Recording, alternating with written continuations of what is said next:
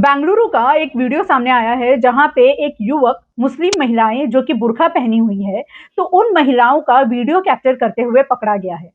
हम लोग mall Fisher गए थे। मॉल फिशर से जैसा बाहर आ रहे थे वो पूरे लड़कियों का वीडियो ले रहा था। उसके साथ हमारा भी वीडियो ऐसे चल करके ले रहा था और ये युवक उन महिलाओं को परेशान कर रहा था। और जब महिलाओं ने उस युवक से पूछा कि वो युवक उनकी वीडियो क्यों बना रहा है, इसके बाद उस युवक ने उन महिलाओं के साथ बदसलूकी किया। उस युवक ने उन महिलाओं को धक्का दिया, उन महिलाओं के बॉडी पार्ट्स पर टच किया। हम लोगों ने जाके पूछा किसका क्या वीडियो ले रहा है करके बोले तो हमको ढकल के मोलेस्ट करके टच करके इधर उधर भाग गया। अब ऐसा अपराध करने पर हमारा कानून क्या कहता है?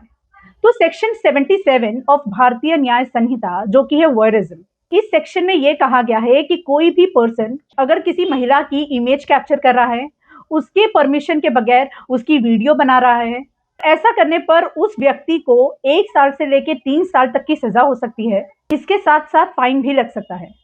और अगर उस व्यक्ति ने दूसरी बार फिर से यही सिमिलर ऑफेंस किया तो उस व्यक्ति को 3 साल से लेकर 7 साल की सजा हो सकती है। तो जेल के साथ साथ फाइन भी देना पड़ सकता है।